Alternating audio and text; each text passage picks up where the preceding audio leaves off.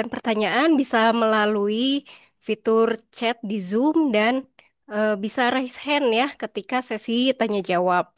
Yang kelima, wajib mengisi form evaluasi penyelenggaraan kelas dan sertifikat ini diberikan kepada seluruh peserta ikhlas yang telah mendaftar.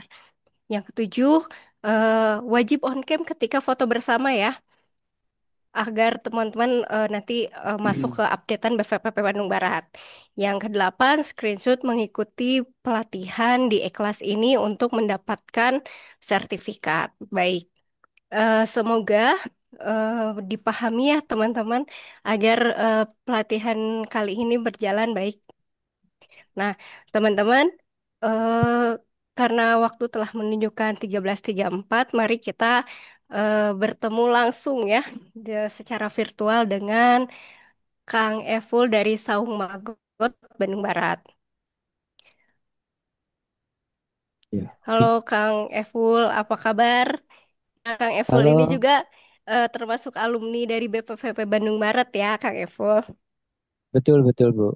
Ya, halo. Oke. eh, Assalamualaikum warahmatullahi wabarakatuh.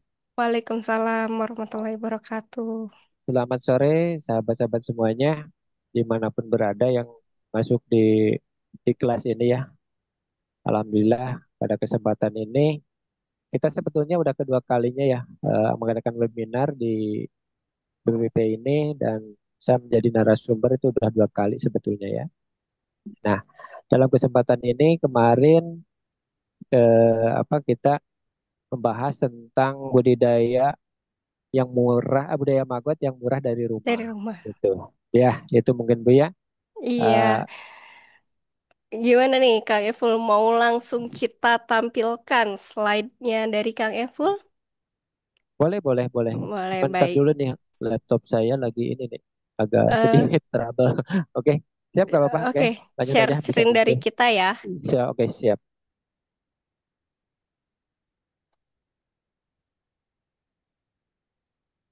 Baik, ini eh, materi dari Kang Evul. Waktu dan tempat kami persilakan kepada Kang Evul.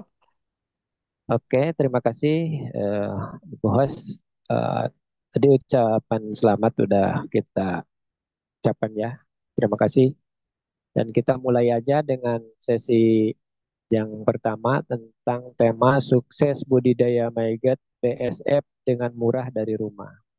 Ini tema ini sangat luar biasa dan ini kita sebetulnya ngambil tema ini sesuai dengan arahan ya dari pemerintah kita bahwa pilah sampah dari rumah dan sampah itu jangan dipindah tapi harus diolah.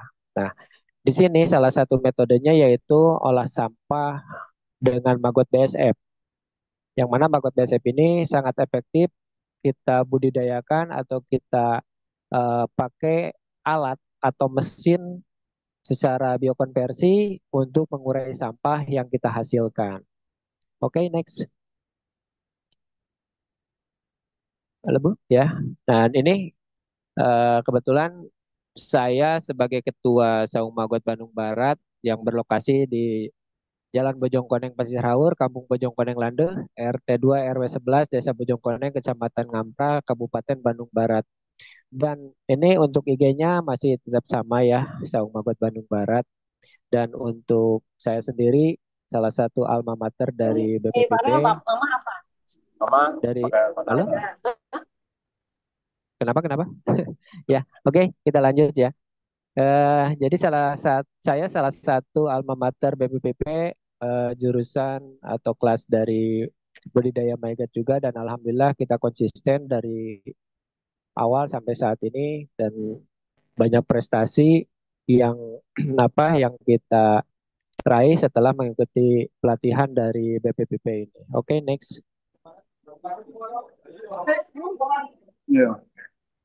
Halo, lanjut. Oke. Nah, ini salah satu legal saya yang mungkin ada beberapa yang kita nggak bisa tampilkan atau belum tampilkan karena ya lumayan juga setelah saya mengikuti dulu dari pelatihan dari Kementerian Lingkungan Hidup Republik Indonesia dan alhamdulillah nyatakan saya lulus. Lalu saya mengikuti pelatihan di BPP dan ini salah satu buktinya ya bahwa saya dapat sertifikat kelulusan dari BPPP itu. Terus yang lainnya juga saya pernah mengikuti juga webinar-webinar ataupun pelatihan-pelatihan di baik itu secara formal maupun non formal. Oke, next. Lanjut. Oke. Latar belakang Saung Magot ya mungkin kayaknya ini tidak terlalu ini ya, tidak terlalu penting gitu kan karena eh kita sebetulnya backgroundnya itu pengen mengangkat tentang budidaya Maygot atau tentang tema budidaya Maygot di BPPP ya. Kalau Saung Magot itu sendiri kan itu brand saya ya yang kita bangun gitu dari awal sampai saat ini dan mudah-mudahan ini bisa menular ke semua yang hadir saat ini. Ilmu saya walaupun tidak banyak tapi mudah-mudahan bermanfaat. Kayak misinya itu ya bisa dilihat di slide ini nanti ya. Mangga. Next, mungkin ini karena tidak terlalu penting ya, bagi itu mungkin latar belakang saya. Oke, ini Indonesia bebas sampah itu bisa. Ini kalau nggak salah ada ininya, ada slide-nya ya. Sebenarnya asal kita mau konsisten dan tidak egoisme dalam masalah sampah ini, tidak apa ya asal-asalan gitu. Yang penting selesai di tempat kita, nggak peduli tempat lain. Padahal itu zolim menurut saya itu ya. Menurut kita itu bahkan Pak Ustadz pun juga mengatakan itu zolim karena enak sendiri gitu orang lain menderita ya mungkin seperti itu kenapa Indonesia bisa bebas sampah sebetulnya bisa asal ada kepedulian dari kita semua gitu. Kita merubah mindset kita merubah budidaya yang selama ini mohon maaf dalam tanda petik buang puntung di mana aja bekas makan kita buang di mana aja mungkin nanti bisa setelah itu setelah makan ataupun bawa cemilan nah si sampahnya itu sisa makanan itu jangan dibuang di mana aja tapi kita masukin dulu ke kantong. Nah, nanti setelah ada tong sampah baru kita buang. Ini metode-metode ini yang atau apa kebiasaan atau budaya ini yang harus kita rubah ya sehingga Indonesia itu bisa bebas sampah. Bagaimana layaknya kayak di Singapura seperti itu. Mungkin ya penerapan perda juga atau hukum juga harus ditegakkan harus betul-betul. Mungkin ini bisa ya. Tapi intinya bagaimanapun juga bagusnya itu hukum kalau seandainya tidak ada kesadaran dari kita sendiri itu bullshit gitu untuk apapun juga bukan hanya sampah ya tapi yang sangat krusial itu adalah sampah. Kenapa? Karena sampah itu barang yang bisa terlihat gitu ya. Oke, next.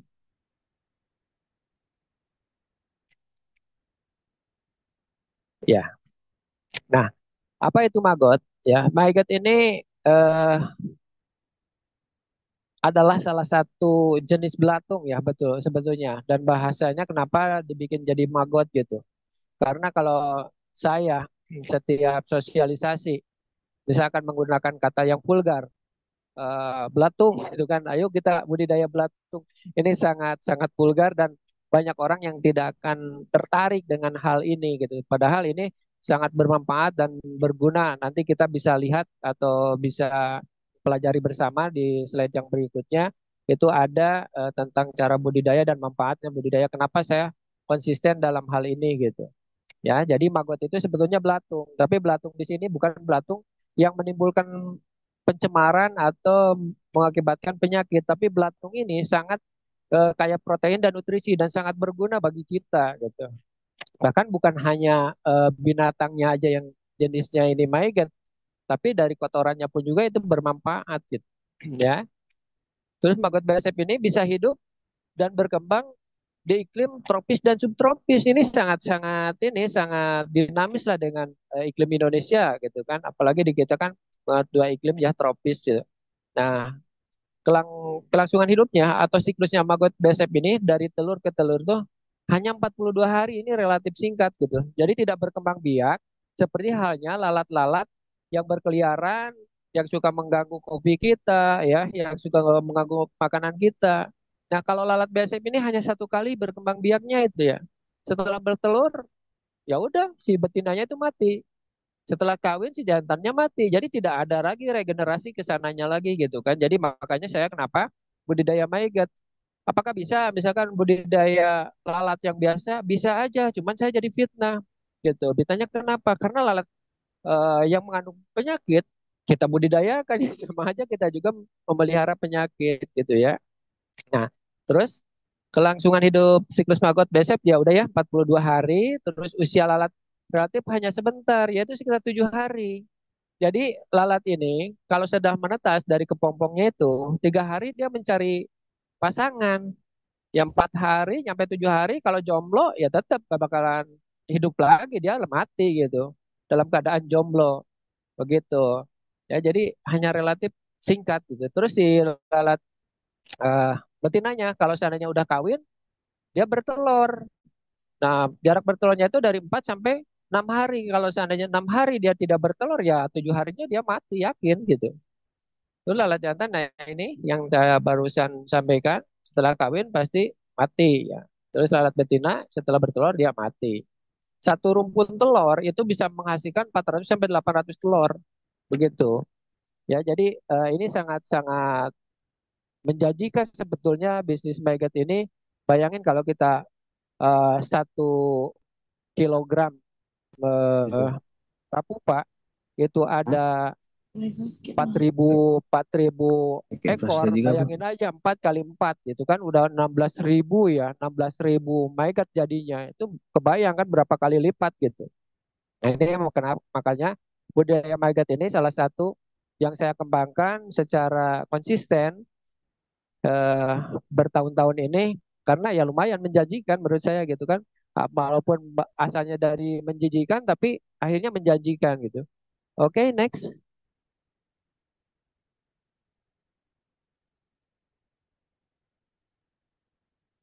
Lanjut. Ya. Nah, ini masa panennya pun juga atau masa hidupnya ketika jadi larva itu kita panen itu di usia 16 sampai 18 hari. Karena usia 19 itu udah mulai coklat, udah menua gitu ya, udah menua dan akhirnya jadi prapupa. Nah, usia 7 sampai 18 hari ini, mohon maaf, bisa mereduksi sampah ya. Itu sampah organik itu sekitar 2 sampai 4 kilogram per hari. Gitu usia dalam 1 gram ya, dalam 1 gram kita tebar. Kalau kita punya sampah 20 kilo berarti ya kita tinggal bagi aja gitu. Gitu.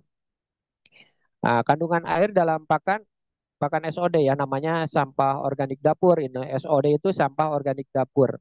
Ya, sampah organik dapur nanti kita bisa pelajari di slide berikutnya. Tidak boleh kurang dari 25% kandungan airnya. Jadi jangan terlalu kering. Kalau dia kering, pertama tidak akan bisa terurai oleh si maggot itu.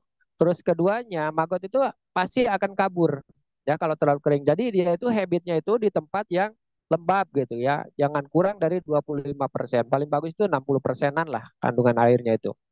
Nah, terus panen larva BSF ini yang paling bagus di usia yang tadi saya bilang itu 18 sampai 19 karena kalau usia 19 itu udah ya tua gitu, udah menua gitu ya. Jadi udah mau menjadi prapupa seperti itu. Terus larva maggot BSF ini hanya makan 20%-nya saja eh, di usia 19 sampai 20 hari. Jadi nanti usia 21 hari ke sana itu dia tidak makan lagi. Ya, tidak makan, hanya diam terus dia migrasi, udah migrasi dia berpuasa selama 7 hari. Ya, selama 7 hari akhirnya jadi prapupa. Nah, terus lanjutnya itu yang tadi saya bilang tanggal 20 sorry 27 hari atau 7 hari setelah masa panennya gitu dia itu akan menjadi kepompong bermetamorfose menjadi lalat.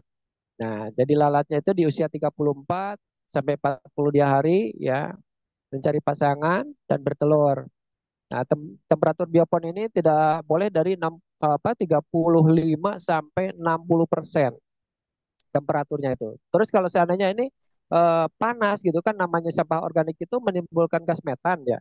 Nah, kalau gas metannya nanti misalkan panas, nah ini kita harus sering balik, harus dibolak-balik si bioponnya itu.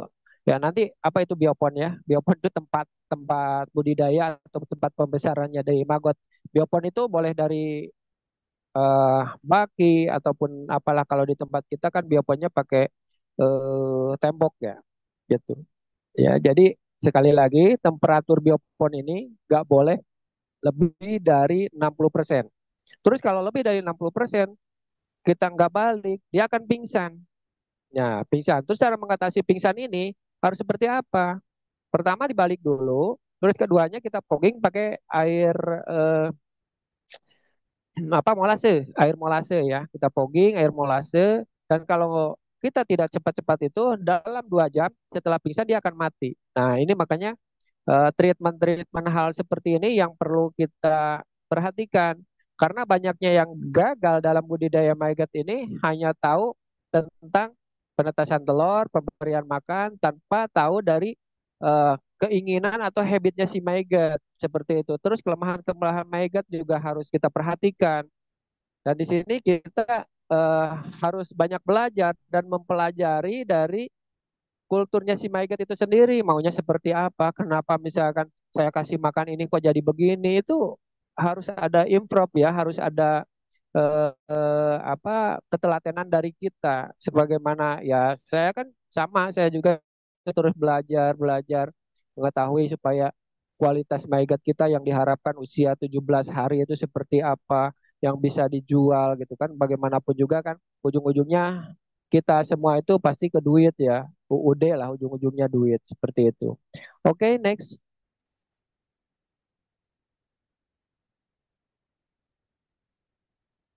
Oke, lanjut.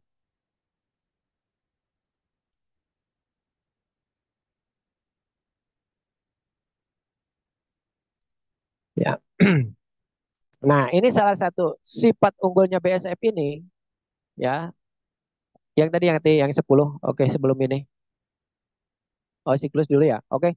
Siklus maggot yang tadi saya bilang yang dari slide awalnya itu ya dari telur. Oke. Ya. Oke, yang mana dulu nih? Yang ini 10 sifat unggulan ya biar semuanya itu tidak merasa ragu tentang budidaya mygot ini. Apa sih keunggulan-keunggulan dari eh, lalat atau larva BSF ini. Sehingga saya begitu konsisten gitu kan bertahun-tahun budidaya mygot. Padahal mygot ini kan pakannya sampah yang menjijikan gitu. Tapi bagi saya itu adalah mutiara yang sangat menjanjikan. Ya. Yang pertama ini sifat unggulan dari BSF itu sendiri yaitu tidak menyebabkan dan tidak menyebarluaskan penyakit. Nah, ini yang perlu digarisbawahi bahwa maggot BSF atau larva maggot BSF itu adalah sangat aman bagi alam, terutama bagi kita dan lingkungan. Ya, jadi tidak menyebar penyakit gitu, tidak menyebarkan penyakit seperti lalat-lalat seperti biasa atau belatung-belatung yang seperti biasa begitu ya. Nah, larva BSF berkembang pada kepadatan tinggi dan mampu mengolah limbah dengan sangat cepat. Nah, jadi dia itu bisa yang tadi saya bilang di temperatur 60 asal jangan lebih dari 60 derajat gitu kan. Itu jangan apa dia masih bisa hidup. Ya masih bisa hidup. Ini keistimewaan dari si maggot BSF. Tapi kalau seandainya larat biasa kita tumpuk gitu kan nyampe ya kepadatan tertentu dia akan mati. Saya udah membuktikan itu seperti itu. Nah, di samping itu larva maggot BSF ini mengandung protein, lemak positif ya, baik untuk pakan ternak, ikan, biopol bernilai lebih tinggi gitu. Nah, makanya kenapa saya konsisten di sini. Dan ini salah satu mungkin kalau dulu mah alternatif ya, alternatif pakan karena saya punya ayam, punya ikan, ya, punya tanaman, punya padi. Itu saya kombinasikan dengan hal ini gitu, dengan yang ini. Dan alhamdulillah selama kita budidaya maggot ini, ya kita nggak beli pakan, akhirnya nggak beli pakan. Ayam kampung saya nggak, saya sudah full. Jujur saya udah full ya. Maka mau boleh nanti kalau saya pengen bukti, pengen apa, hadir aja dan mungkin di sini manajemen BPPP kemarin udah ada yang meliput ke sini dan lihat sendiri bagaimana di lokasi saya di Saung Magot ini bahwa ayam-ayam yang saya budidayakan itu 100% pure pakai MyGuard ya, seperti itu.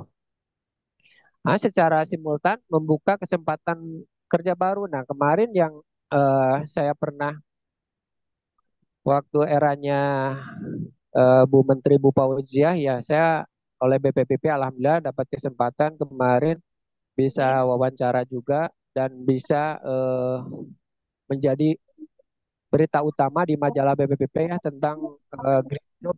Ya, green job ini emang untuk saat ini sangat-sangat bagus, menurut saya sangat bagus. Bukan berarti karena saya sebagai pembudidaya pengen dilulukan atau pengen sesuatu, tapi enggak. Dan alhamdulillah setelah saya bergerak di sini secara konsisten, itu banyak banyak. Aduh, halo halo Bu, boleh di lewat dulu Bu, lumayan nih.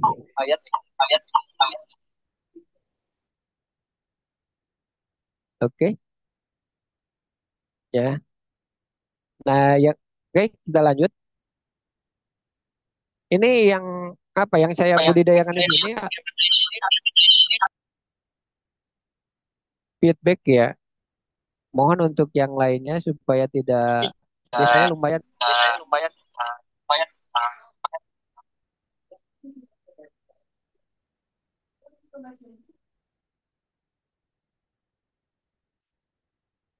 Kalau bisa dilanjut.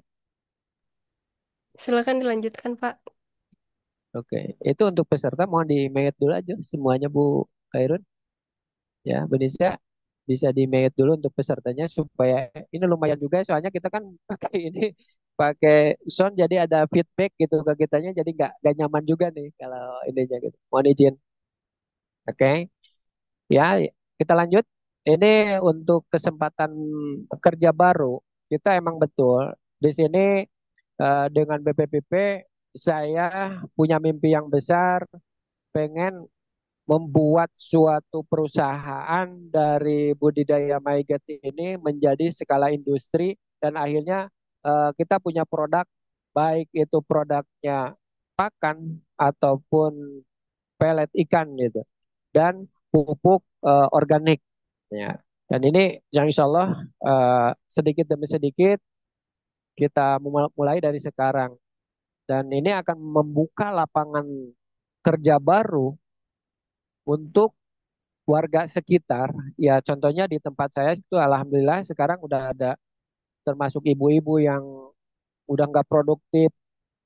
Kita coba berdayakan para Karang Taruna, coba kita berdayakan supaya kita pun juga atau mereka pun juga ada penghasilan dan bisa menikmati dari hasil budidaya maiget ini gitu ya.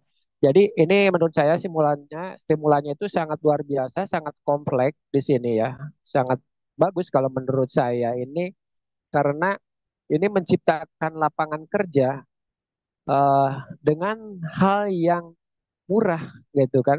Tidak memerlukan bangunan yang mewah, ya cukup di rumah saja seperti itu ya. Nah, ini akan membuka peluang-peluang kesempatan kerja dalam artian bahwa kesempatan kerja itu ya tadi saya bilang ujung-ujungnya duit gitu. Nah, untuk menghasilkan duit nggak mesti harus kita bikin CV dan segala macam. Coba pilih berimprov gitu, berimprov dengan yang SDA yang ada, yaitu SDA yang sedia di kita itu apa? Yaitu sampah. Sisa makanan kita itu sampah, sampah gitu. Nah, sampah itu coba berdayakan dan setelah diberdayakan di situ, insya Allah nanti akan jadi stimulan untuk menghasilkan pundi-pundi uang, ya, hingga mendapatkan pendapatan yang menyelamatkan juga untuk lingkungan seperti itu. Nah, terus dari 10 sifat itu, ini si Myget ini sangat sesuai sifat iklim tropis yang tadi ya saya udah ungkap di slide yang eh, sebelumnya gitu kan. Nah, panas dan lembab. Jadi cocok untuk di kita. Jadi jangan khawatir misalkan di Lembang bisa hidup gak? Kenapa enggak gitu kan.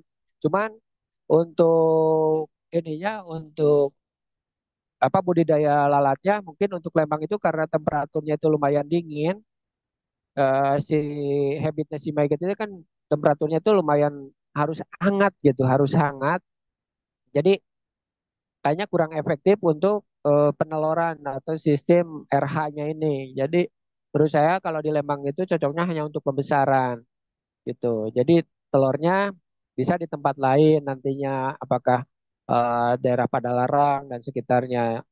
Kalau untuk Cisarua juga sama karena kita juga punya plasma atau anggota Cisarua tetap disuplai telurnya dari saung maggot karena kurang produktif di sana gitu kan. Sayang lah, sayang misalkan dari 1 kilo harusnya jadi telurnya itu eh, apa 25 gram atau 30 bahkan nyampe 50 ternyata cuma jadi 10 gram kan sayang itu lebih baik kita suplai aja ya.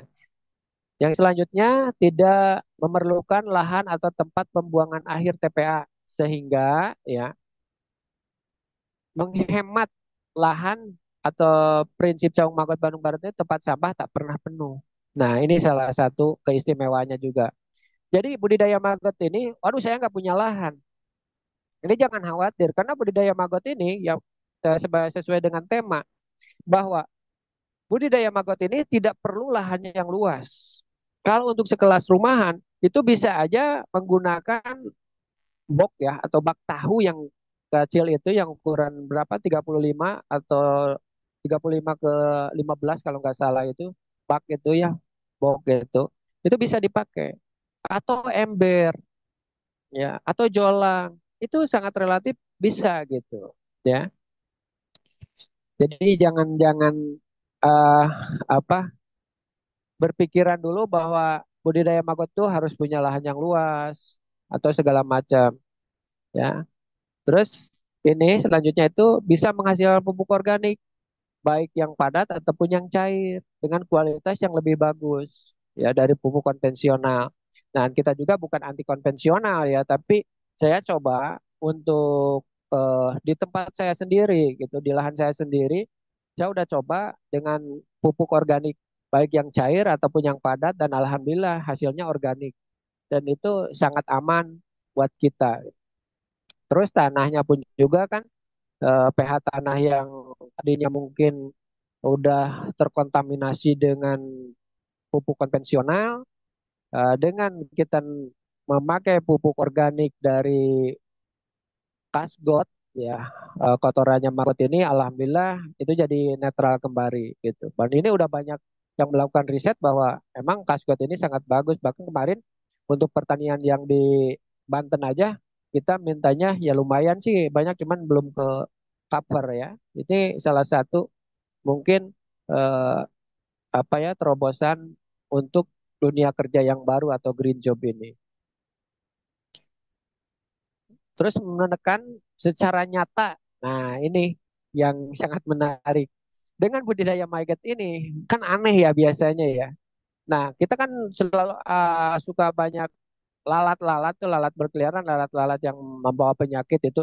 Setelah budidaya maggot, nah yang apa bertamu ke tempat saya ini ya kadang-kadang heran gitu. Kenapa padahal banyak sampah di tempat saya, tapi lalatnya itu bisa bisa dihitung lah. Bukan nggak ada ya bisa dihitung lah gitu. Bisa dihitung. Nah bahkan kemarin sempat saya ngambil sampah banyak ditaruh di depan. Ya banyak asalnya lalat lalat hijau itu banyak. Tapi setelah 2 hari dan kita bukain pintu dari apa ruang produksi itu lalat hilang. Boleh dilihat sekarang juga ya hilang lah gitu. Kalau kemarin 2 hari sebelumnya seketika sampah numpuk, ya sekarang sampah juga masih ada di sini juga masih berserakan sampah sebetulnya, tapi nggak banyak gitu. Ya buktinya di apa DP saya kalau seandainya banyak pasti kelihatan lah ada lalat juga. Bukannya nggak ada, eh, ada, cuman bisa dihitung gitu seperti itu ya. Nah ini salah satunya. Jangan khawatir kalau budidaya di rumah itu, wah nanti akan timbul lalat biasa. Justru lalat biasa yang akan hilang gitu, akan pergi. Entah kenapa. Ya, nggak kenapa? Karena takut mungkin ya. Karena Black Soldier itu pasukan tentara hitam gitu ya. Oke, lanjut. Menurunkan volume kotoran hewan hingga setengahnya atau lebih. Nah, ini sangat cocok juga bagi mereka yang sekarang budidaya peternakan, baik itu domba, bebek, ayam. Ini bisa menurunkan tingkat kohe gitu karena direduksi oleh si maggot ini dan tidak akan menimbulkan bau. Nah, ini salah satu keistimewaan si maggot ini. Gitu ya. Terus selanjutnya menghasilkan bahan baku industri dan substan yang dihasilkan. Nah, ini yang tadi saya bilang Jadi mudah-mudahan Saung Magot nanti bekerja sama dengan Kemenaker melalui BPPP ini bisa mewujudkan impian-impian saya, impian kita bersama, membuka lapangan kerja dengan menggali potensi SDM dan SDA yang tersedia. Ya, gitu. Ya, jadi ini 10 sifat keunggulan BSF yang selama ini kenapa saya konsisten di Magot BSF. Karena ini banyak keunggulan-keunggulannya gitu. Oke, lanjut. Nah, ini siklus BSF-nya seperti ini. Ya, siklusnya ini dari perkawinan tadi saya udah jelaskan dari slide yang itunya yang yang awal. Ini seperti ini ya. Jadi telur 3 hari sampai 4 hari dia menetas, terus jadi larva, ini namanya baby maggot. Nah, dari baby maggot 18 sampai 21 hari ini itu menjadi larva dewasa. Nah, makanya kita panennya itu yang tadi saya bilang di usia 17 hari ya. Itu proteinnya sangat tinggi dan banyak peminatnya di usia 17. Ya, 17 hari itu banyak banget peminatnya. Termasuk yang suka mancing pun juga untuk umpan ya. Itu banyak ke tempat saya itu tiap hari itu yang mancing lele ataupun ikan nila atau ikan mas itu banyak. Ya, terus usia nanti di 18 sampai 21 hari itu jadi prapupa. Ya, di usia eh, dari 21 hari itu 7 hari menjadi pupa, jadi kepompong. Nah, dari kepompong 7 hari menjadi lalat. Nah, dari lalat ini 2 sampai 3 hari yang saya bilang tadi itu mencari pasangan dia. Setelah jadi lalat itu 3 hari dia keluar dari kepompong, dia mencari pasangan. Setelah mencari pasangan, yang tadi jantannya mati setelah kawin, yang betinanya mati setelah bertelur seperti itu. Jadi sebenarnya yang budidaya maggot ini sangat mulia. Kenapa? Karena mengurusi berjuta-juta, ya, beribu-ribu anak yatim piatu gitu. Kita kasih makan anaknya maggot karena dia tidak tahu ayah dan ibunya siapa gitu. Nah, kita kasih makan dan segala macam itu berlipat ganda rezekinya buat kita, pahalanya buat kita ya. Oke, lanjut. Mbak Nisa boleh lanjut? Oke. Nah, ini ya. Nah, perlu diketahui ini biasanya kita mengetahui sampah itu hanya 3 jenis ya. Hanya organik, anorganik, dan B3. Ternyata komposisi sampah yang saya amati dan kita urai itu banyak gitu. Ya salah satunya ini, ada sisa makanan itu sekitar 40%. Terus plastik 19%. Kayu dan ranting 12%. Kertas dan karton 11%. Lainnya 6%. Logam, kain, karet, kaca itu 2% dan logamnya 6%. Nah, ini salah satunya yang ada atau jenis komposisi sampah yang ada di lingkungan kita. Begitu. Jadi udah jelas kan komposisi mana yang lebih dominan, yaitu sisa makanan yang tadi saya bilang itu SOD, sampah organik dapur. Ya, ini kenapa saya ngambil fokus di sini? Karena pertama bahan baku ini tidak akan habis. Keduanya mudah dicari. Gitu. Ketiganya sedikit saingan. Ya siapa yang mau gitu ngurus sisa-sisa makanan kecuali saung magot kayaknya gitu ya. Termasuk saya nyampe ngambilin ke hotel, ke restoran, rumah makan. Bahkan sekarang alhamdulillah untuk, mohon maaf saya tidak sebutkan brandnya, itu ada beberapa resto yang udah kerjasama dengan kita termasuk hotel. Yang di Lembang itu udah ada 3. Ya, untuk Bandung Raya juga banyak, Padalarang dan Cimahi juga.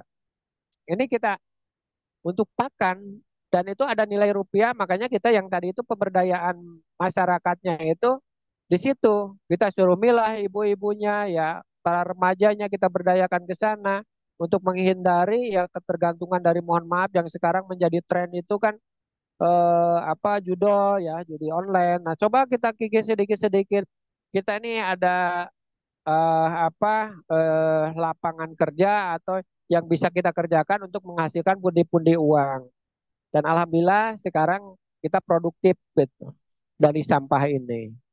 Ya, jadi komposisinya ini ternyata sampah itu bukan hanya tiga jenis gitu, bukan hanya organik, anorganik, dan B3. Ternyata banyak gitu kan seperti ini. Oke, next.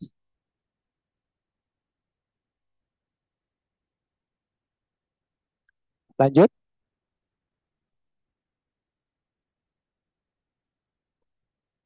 Halo, Mbak Nisa, bisa lanjut? Nah, oke. Nah, perlu kita ketahui ya bahwa kalau dulu kita laporan dari KLHK itu udah 60 juta ton lebih. Tapi sekarang ada penurunan jadi 33 juta ton sampah yang sebelumnya Pak Nisa. Izin slide yang sebelumnya, sebelum ini. Yang tadi,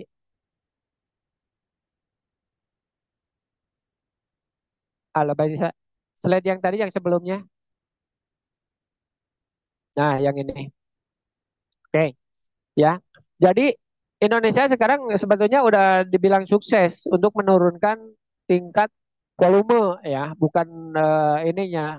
Tapi tingkat volume dari 60 juta ton Indonesia naik Banisa ini menjadi 33 juta ton per hari. Selanjutnya Banisa izin. Nah, yang ini dulu ya. Oke. Nah, ini. Nah, salah satu penunjang terbesar kenapa ya pindah-pindah ya? Yaitu ada di Indonesia, ada di Jawa Barat, yaitu di tanah kelahiran kita. Ini salah satunya. Nah, ini Jawa Barat menyumbangkan sampahnya itu 6,3 juta ton atau 40,9% dari total 33 juta ton eh, sampah yang terkumpul per hari di Indonesia. Jadi kita masih besar nih tugas kita sebagai warga Jawa Barat ini harus ambil andil supaya kita bisa menurunkan ini. Jangan kira yang penting beres di tempat saya, masa bodoh di Sarimukti, gitu kan. Nah, yang di Sarimukti ini sering curhat ke saya warganya karena saya warga Bandung Barat, sering mengalami gatal, sesak, airnya keruh dan tidak bisa dipakai. Ini sebetulnya dosa-dosa kita yang nggak terasa yang buang sampah selama ini. Ya, jadi kita zolim selama ini membuang sampah, ya biarin. Yang penting masa bodoh, yang penting di tempat saya bersih, di tempat saya tidak ada sampah. Tapi di tempat lain menjadikan masalah. Nah ini kesenjangan sosial yang harus kita perhatikan. Jangan sampai menzolimi orang lain gitu, saudara-saudara kita yang ada di Sarimukti. Kebetulan saya dekat di Sarimukti ya, seperti itu. Terus Jawa Timur 27,3% atau 4 juta ton, masih mending lah daripada kita 6,3 juta ton. Jawa Tengah 18,2% atau 3,3 juta ton. DKI Jakarta 9,1% atau 3,1 juta ton. Banten 2 juta ton atau 5%-nya. Nah, ini Banten ya. Ya kenapa Jawa Barat tertinggi ya? Karena jumlah penduduknya juga terbanyak gitu ya di Pulau Jawa ini. Mungkin itu sekilas saja. Oke, next Banisa, tolong. Nah, Indonesia darurat mikroplastik. Nah, jadi sekarang Indonesia itu menjadi nomor 3 pencemar plastik dunia. Nah, kemarin saya di eh, West Forsyth juga pernah ya membahas tentang ini. Sungai dan laut tercemar mikroplastik. Nah, ini salah satunya yang dibuang oleh kita, mungkin terbawa air atau kita yang biasa membuang sampah ke sungai terbawa sampai ke laut dan di laut itu kemakan oleh ikan. Dari ikan dimakan oleh kita. Nah, yang paling parahnya itu sumber-sumber sungai yang mengalir dari kita itu menjadi bahan baku air minum atau PDAM itu hampir 80%-nya. Kebayang ya? Kebayang gitu kan mikroplastik gitu yang selama ini kita buang lalu kita minum, kan nggak kebayang gitu. Dahsyatnya penyakit itu bagaimana kepada kita. Makanya jangan heran sekarang banyak penyakit yang aneh-aneh karena ulah kita juga. Nah, mikroplastik masuk ke air, masuk ke makanan dan tubuh kita. Nah, kita makan seolah-olah 15 gram mikroplastik per bulan atau satu keping kartu ATM yang kita makan dalam 1 bulan. Ngeri ya kalau seandainya ini ada apa data ini diambil sampling seperti itu di tubuh kita, nggak kebayang gitu. Kalau seandainya secara kasat mata kita tiap bulan atau 1 bulan sekali memakan kartu ATM satu setiap bulan, nggak kebayang kan. Padahal di situ mikro plastik yang ada di kandungan air atau makanan kita yang kita makan itu kita nggak menyadari bahwa sampah kita sebetulnya yang kita buang itu kita makan kembali. Ya, makanya ini perlu yang tadi saya bilang kesadaran dari personal, bukan hanya dari pemerintah ataupun pegiat lingkungan, tapi kesadaran semua bahwa imbasnya itu akan kembali lagi ke kita-kita juga gitu, bukan hanya ke ke orang lain, tapi ke kita juga. Karena sisi mereka kan simbiosis mutualisme ya, terus itu muter, saling membutuhkan, saling memerlukan gitu. Nah, terus 80%-nya ikan di Indonesia ini terkontaminasi mikroplastik masuk ke rantai makanan. Duh, subhanallah tabarakallah. Ini sangat parah emang betul. Ya, emang betul saya kemarin melakukan ya bukan riset sih dengan Prof Dewi yang dari IPB itu aduh sangat luar biasa lah. Ngeri, ngeri, ngeri banget ya. Jadi ini ayo kita barengan sekarang sama-sama mulai peduli terhadap lingkungan. Mulai peduli terhadap alam ini. Mulai peduli dengan diri kita dan anak cucu kita nantinya. Ya, ini anak cucu kita mau diwariskan hal-hal seperti ini. Ya, kita jangan seperti ini gitu ya. Kita harus bisa ya mohon maaf sedikit demi sedikit merubah ini. Seperti saya juga belum belum maksimal dalam hal diakui belum maksimal, tapi seenggaknya kita lakukan hal yang terkecil. Tuh. Oke, kita lanjut. Next, Mbak Nisa.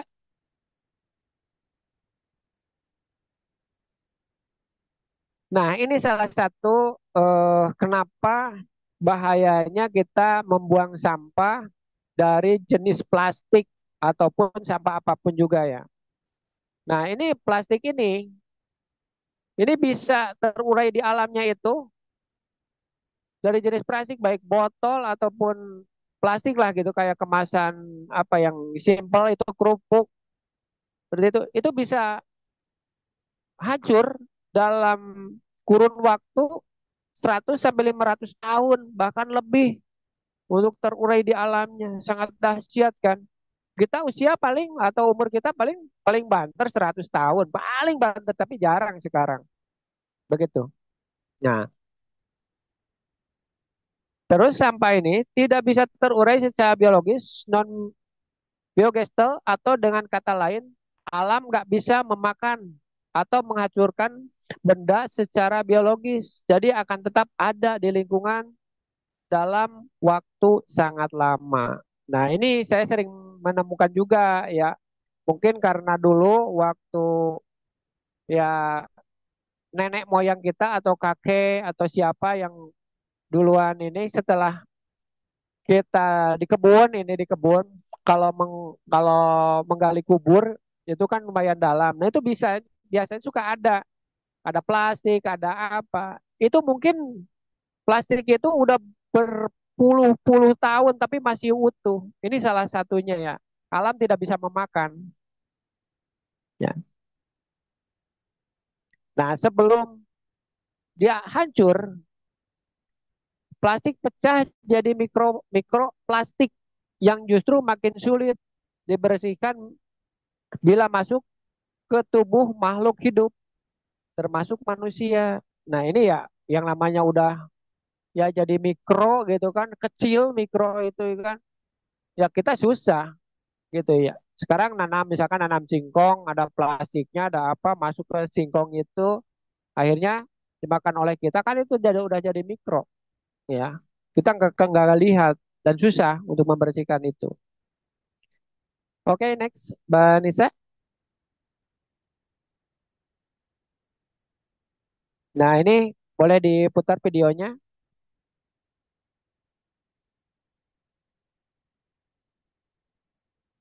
Yang tadi, Mbak, kalau ini perbedaannya, yang tadi, nah biopon ini ada videonya kalau nggak salah ini video ya.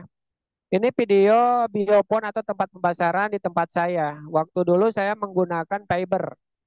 Nah, jadi kita bisa menggunakan fiber dan segala macam seperti ini.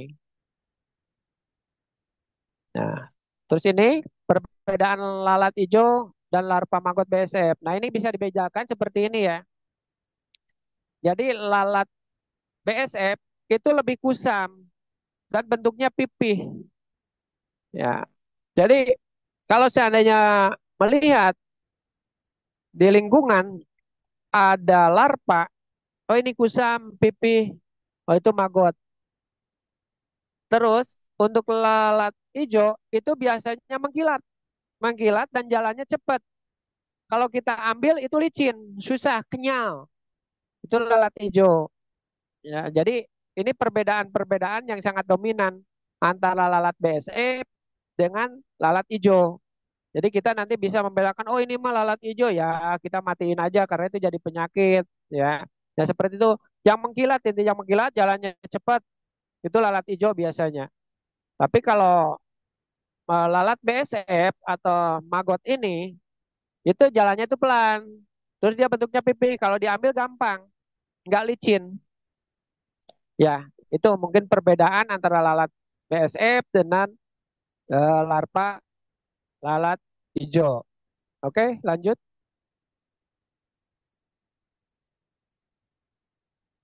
Nah, ini salah satu yang tadi saya bilang bahwa keunggulan atau keistimewaan dari maggot ini yaitu bisa menghasilkan pakan. Nah, ini salah satunya ya. Dari makanan-makanan yang terkumpul atau sisa-sisa makanan yang kita makan dikasihkan ke maggot, ini akan menjadi eh, pakan. Kalau saya sekarang udah mengatakannya itu pakan pengganti, bukan lagi pakan apa ya, alternatif, tapi udah jadi pakan pengganti. Gitu ya. Terus lanjut Mbak,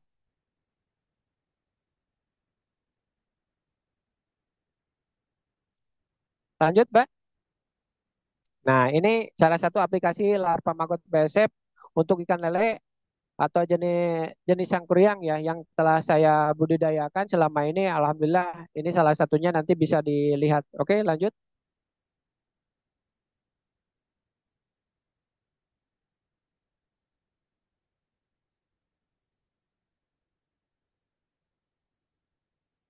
lanjut Mbak.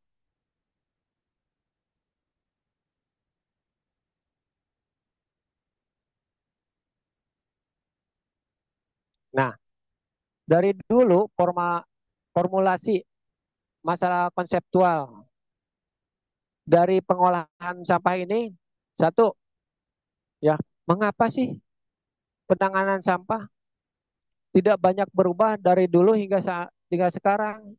Padahal pengetahuan tersedia, dana tersedia, teknologi tersedia, organisasi pengolah sampah hadir, Undang-Undang Nomor 18 Tahun 2008 dan PP Nomor 21 Tahun 2012 tentang sampah sudah dimiliki.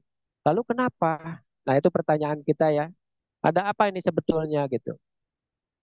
Nah, terus lanjut, misalkan sekarang yang terjadi kemarin itu di Lewi Gajah itu kan ada korban jiwa tertimbun sampah sampai 143 orang tewas seketika. Terus konflik sosial juga, konflik horizontal, masalah lainnya yang ditimbulkan oleh masalah ini atau masalah sampah yang tidak terurai, yang tidak apa ya apa sih namanya itu terkoordinir dengan baik gitu ya. Jadi ini yang kenapa gitu saya juga sampai saat ini ada apa sebenarnya gitu kan. Oke, lanjut, Mbak.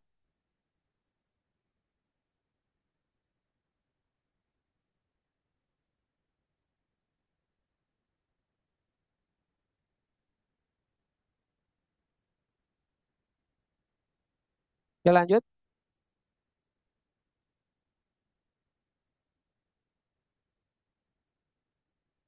Nah, ini untuk kita menuju zero waste atau tanpa Indonesia bebas sampah itu sebetulnya bisa.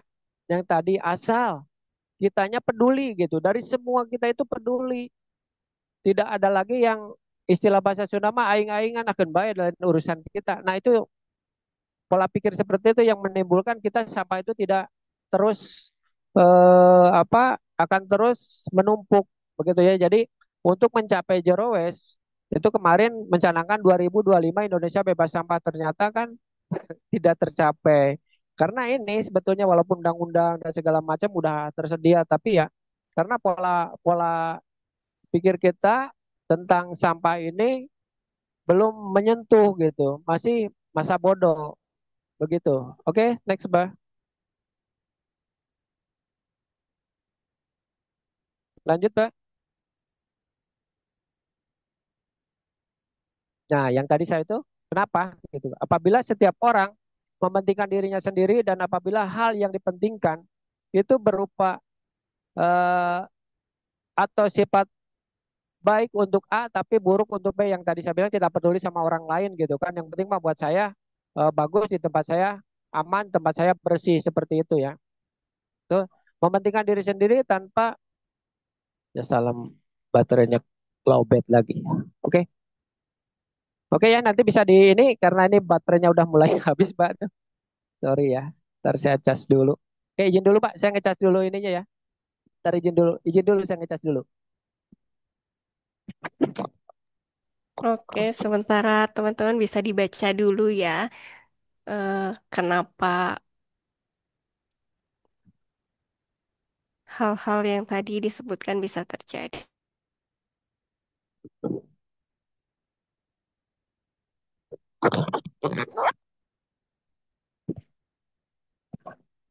Oke. Lanjut ya. Mohon maaf. Ini barusan lowbat. Ya jadi ini. Nah, yang tadi saya bilang dari poin-poin ini yaitu budaya tidak peduli yang sangat dominan itu adalah budaya tidak peduli, masa bodoh, itu aja. Kenapa gitu kan? Sampai saat ini karena tidak ada kepedulian sebetulnya. Jadi ada istilah itu urusan kamu karena saya udah bayar iuran sampah kan seperti itu ya. Udah bayar retribusi sampah dan segala macam. Jadi kadang-kadang hal-hal seperti ini yang ya kurang pas gitu. Bukan bukan salah sih, kurang pas aja. Tapi kalau kadang ya kita juga sedang menyalahkan juga gitu hal yang seperti ini. Karena udah bayar retribusi sampah dan segala macam gitu ya. Oke.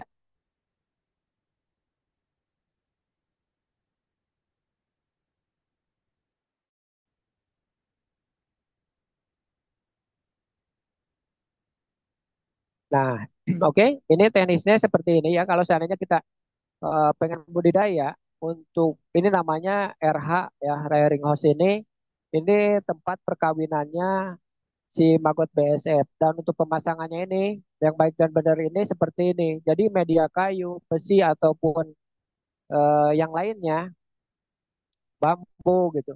Ini harusnya disimpan di luar, dan yang biru itu atau yang putih atau apa namanya insect net itu di dalam gitu. Maksudnya itu supaya tidak banyak lalat-lalat nanti yang terperangkap di sela-sela kayu atau apa sela-sela besi seperti itu. Ini makanya metode yang seperti ini yang jarang diketahui oleh pembudidaya maggot gitu. Sebenarnya kita kan sayang kalau seandainya satu aja betina yang mati, terperap di sela-sela itu, berarti kita udah membuat antara 400 ekor itu ya. Kalau ada 10, tinggal kali aja berapa. Nah, makanya metode-metode yang ini yang harus kita perhatikan. Terus dari tanah, karena ini menghindari predator, ini harus ada jarak gitu. Kecuali kalau sistemnya di tembok. Nah, di tembok juga itu di pinggirannya atau eh, apa ya? Apa baju? Jaraknya itu Itu sama baju. Ini jaraknya plastik itu ya. harus dikasih air supaya tidak masuk dari semut.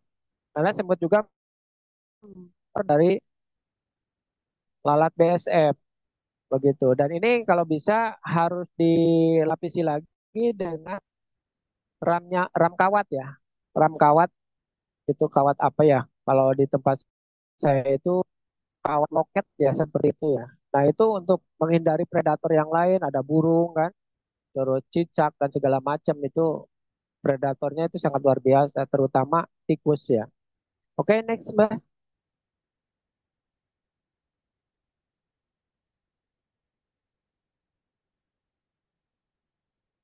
ya. Nah, ini perbedaannya seperti ini ya biasanya dan paling dominan kalau kita melihat satu persatu kan, aduh mana yang jantan, mana yang betina, itu kan agak-agak susah. Nah, seperti yang dipoto ini, kita kan kalau kebetulan seperti ini ya oke gitu. Tapi kalau seandainya kita sengaja mengamati mana yang jantan itu susah. Tapi yang paling gampang yaitu yang jantan itu biasanya nggak hinggap di egis atau kayu apa peneloran ya. Tapi yang betina itu biasanya hinggap di sana. Itu sangat dominan membedakannya. Nanti apa itu egis ada di slide yang berikutnya. Oke Mbak, next.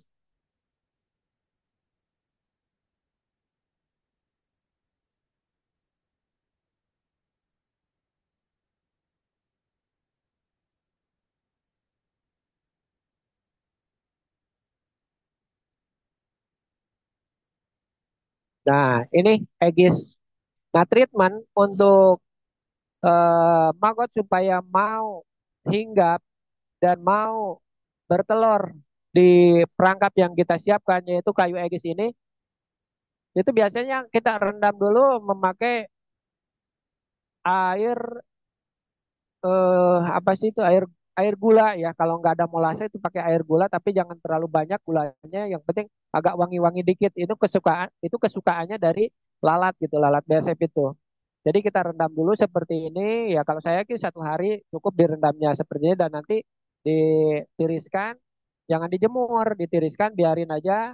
Setelah kering, nanti kering baru kita masukkan ke RH yang tadi gitu. Oke, lanjut Pak.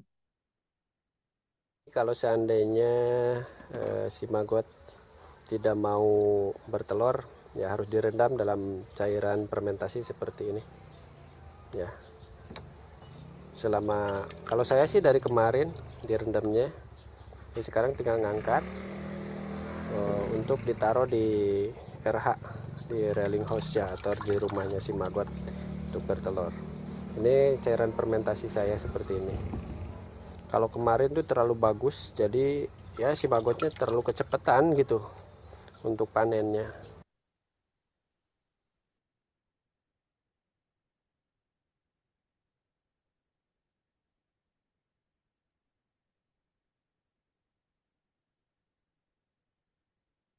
Oke. Nah, ini salah satu telur lalat BSF yang eh, masuk ke perangkap kita. Oke, ini ada videonya. Coba lihat, ini sebetulnya video saya juga waktu panen Kita akan telur panen maggot nih. BSF. Mantap, mantap, mantap. Sangat melimpah luar biasa. Keren, keren, keren. Alhamdulillah.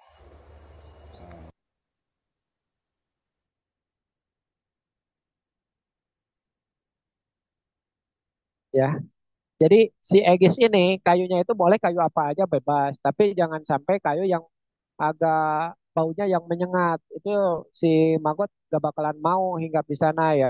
Jadi kayunya yang wangi-wangi lah, agak wangi gitu seperti kayu mahoni gitu kan. Kalau saya ini yang di slide ini semuanya itu atau di video ini ada kayu mahoni gitu. Saya selalu menggunakan kayu mahoni karena wanginya itu khas. dia suka gitu.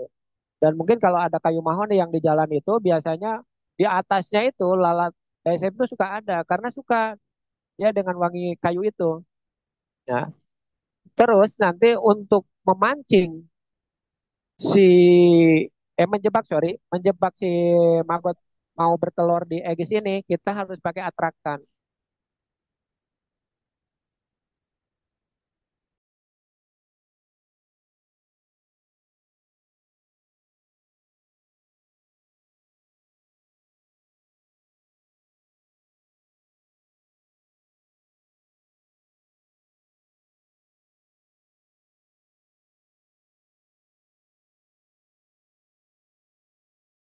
Alhamdulillah dapat 50,50 gram, 50 setengah, wis mantap.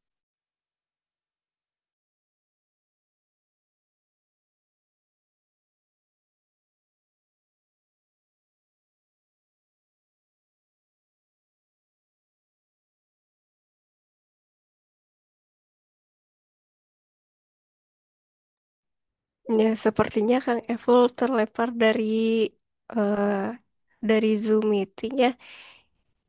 Kita tunggu sebentar.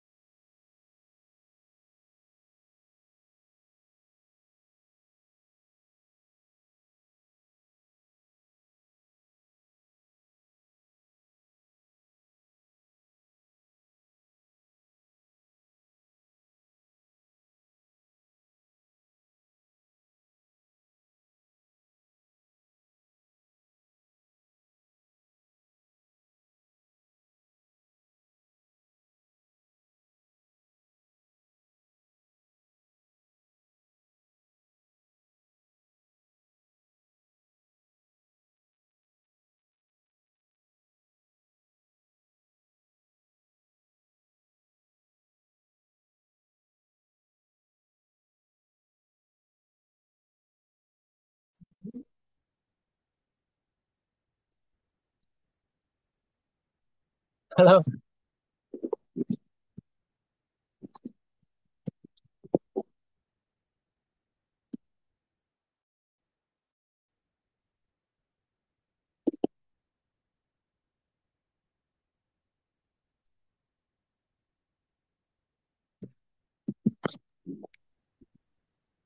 Ya, sudah tersambung lagi Kang Evil. Ya, halo Bu. Oke, bisa dilanjutkan kan? Ya, ntar ini saya di handphone.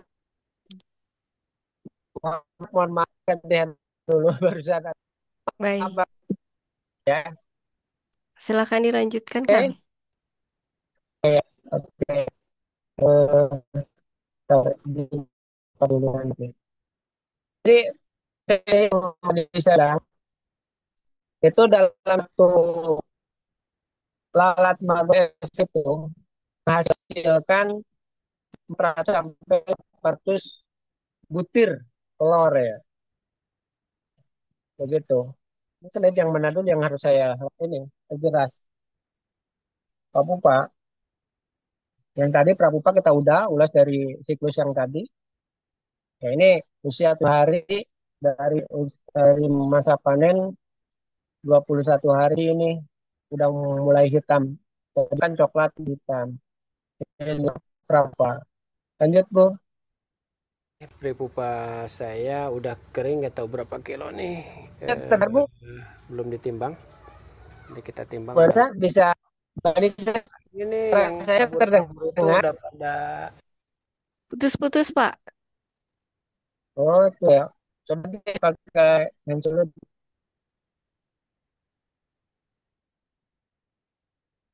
Ini dia jadi lalat nih, tapi belum bisa terbang. Nih, Mohon ya, maaf ya kayak gini nih dia kabur tuh, ya. mau Halo? diurus. Nah, Gimana? ini tuh banyak nih, liatin tuh di bawah ini juga. Sudah Suara terdengar. saya bagus? Sudah. Biarkan.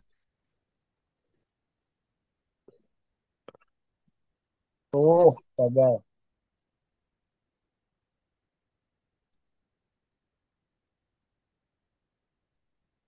Ini aja lah yang udah ini mah. Biar di alam kita juga nggak habis ya.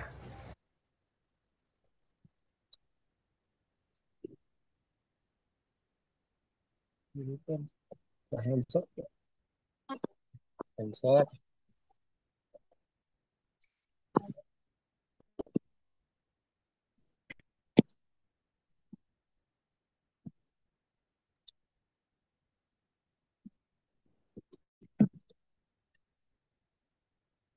Ya, silakan dilanjutkan, Kang. Masih ada kendala kah? Ya ini itunya Bu. Bentar. Sudah, Pak. Sudah jelas. Jelas ya? Ya, Oke. Bentar, bentar.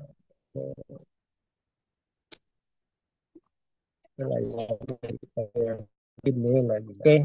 Nah ini salah satu giat kami ya, hari kami setelah ini di BPP dengan majalah tadi saya bilang untuk Green Job ya, ada di dalam BPP dan ini salah satu kegiatan kemarin di Saung Magot itu dari Dinas Perikanan, dari Dinas Perikanan melakukan kegiatan di Saung Magot.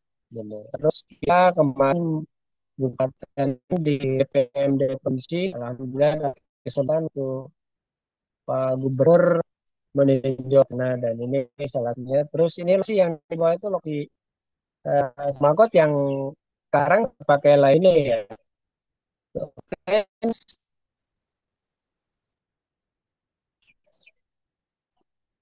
Lanjut.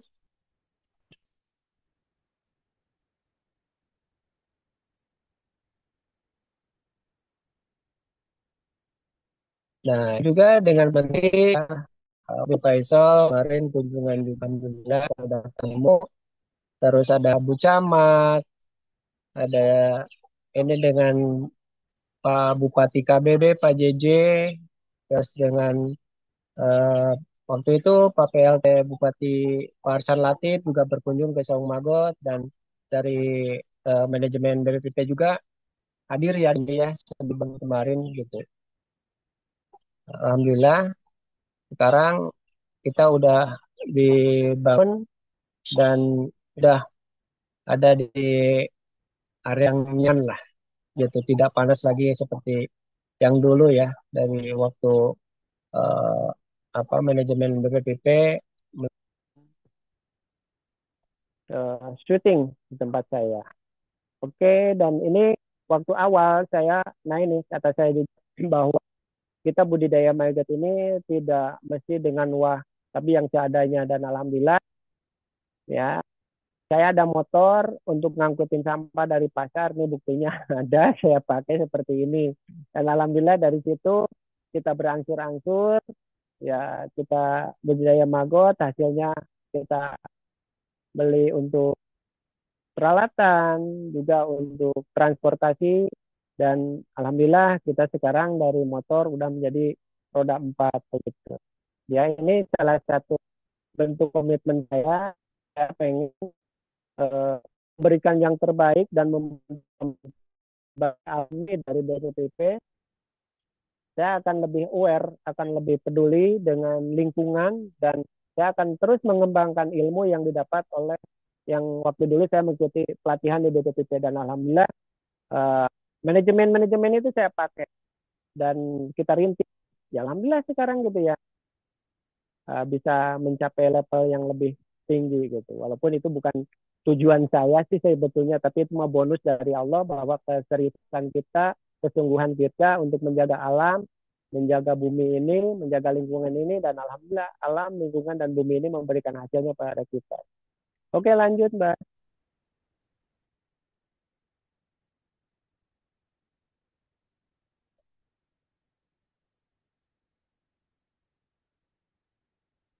Lanjut.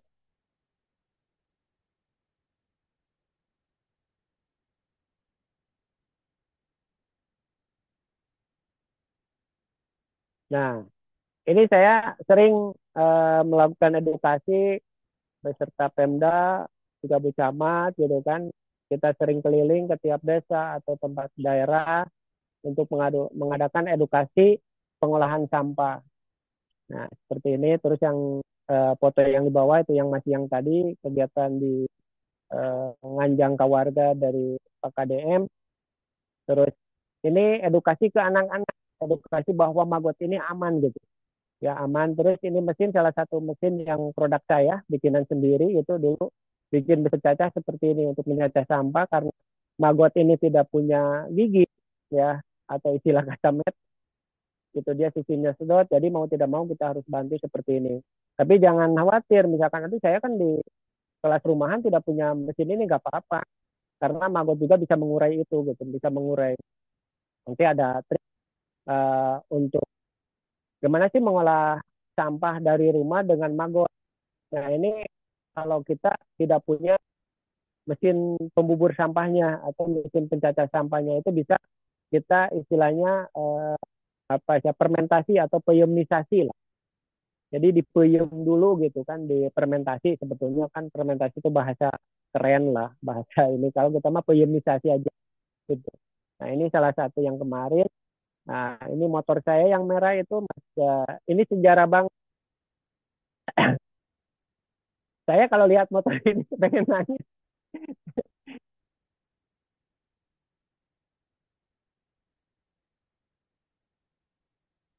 Ini salah satu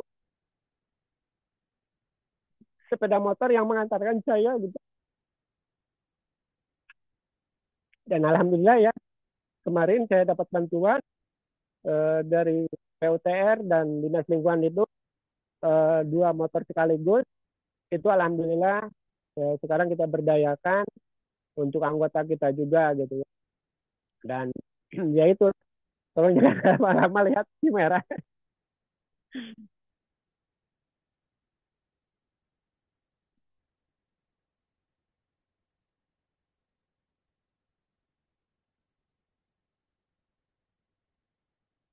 Oke lanjut Mbak. Nah, ya, oke. Terima kasih ya mungkin itu aja eh, apa paparan dari saya yang banyak kekurangannya belum sempurna dan mungkin Oke, tadi terima janji dari kasih. Mbak Nika bahwa sesi terakhir adalah sesi tanda Tanya jawab ya Mbak ya. jawab, betul. Oke. Terima kasih nih Kang Evul dari menceritakan bagaimana eh, cara untuk apa, merawat maggotnya, kemudian menjadi hasil akhirnya, dan kemudian juga cerita di balik perjuangannya ya Kang ya, ada sama motor si merahnya itu. Oke, ini kita punya banyak nih Kang pertanyaan. Teman-teman sepertinya Oke. antusias di kali ini ya. Yang pertama dari Cahya Hidayat. Saya pernah melihara maggot, tapi habis sama tikus dan binatang lain. Nah, binatang lain pada datang nih seperti ular, kadal, katak, kadang bunglon juga suka ada. Gimana cara ngusirnya biar biar maggotnya Ya. aman, Kang? Gimana?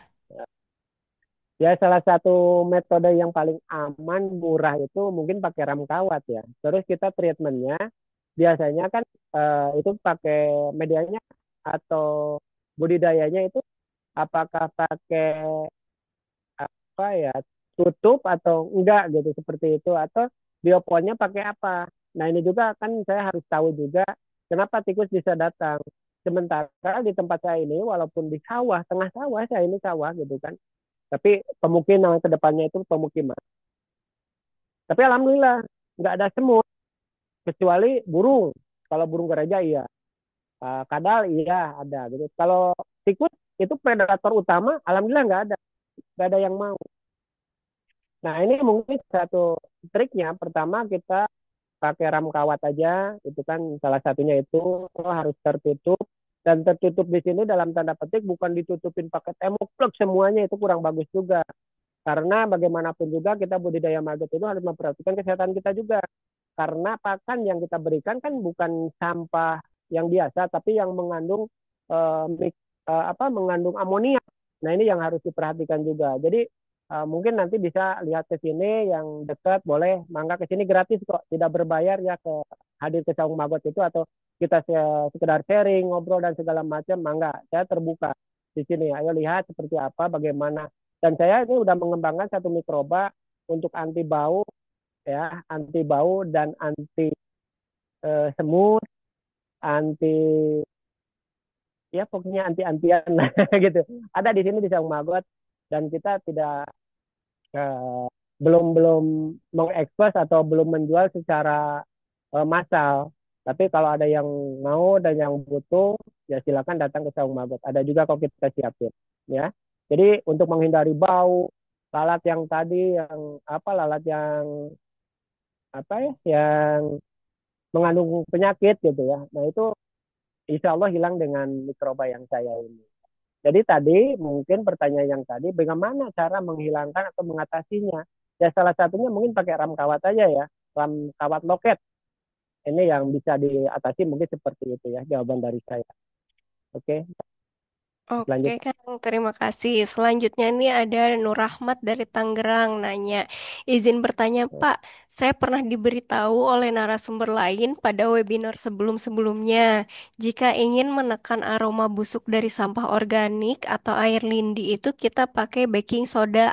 Apakah itu memang benar dan bagaimana caranya? Apakah dilarutkan dengan air atau langsung ditaburkan atau dicampurkan ke tumpukan sampah organiknya? Oh, oke, siapa tadi yang dari Tangerang? Terima Nur kasih ini Rahmat, udah Nur Nur Rahmat. Rahman ya.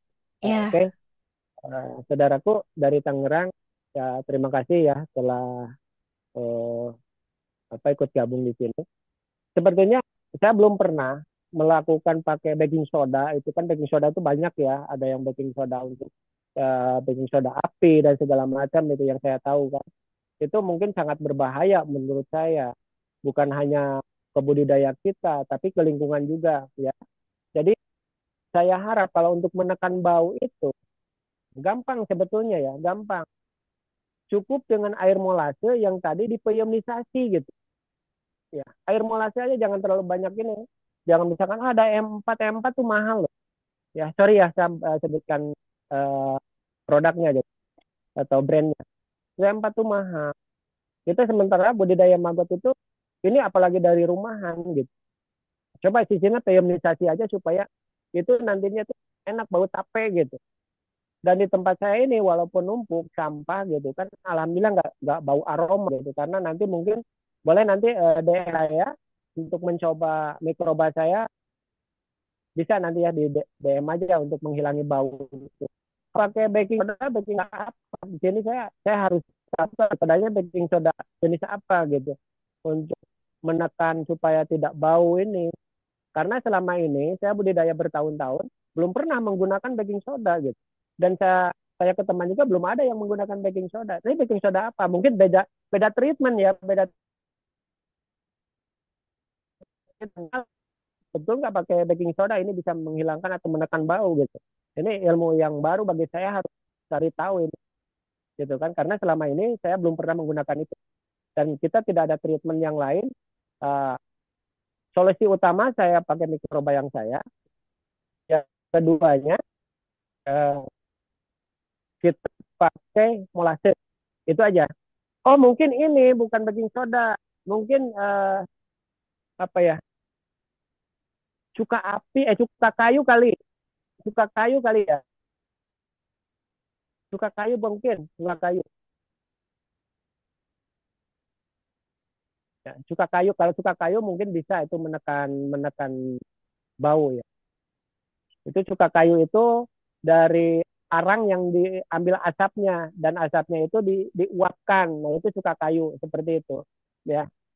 Itu bisa mungkin ya. Oke lanjut, mudah-mudahan tidak oke. puas jawabannya. Kalau tidak puas bisa datang langsung ke saung magotnya Kang Iya, iya, Eful ya. langsung.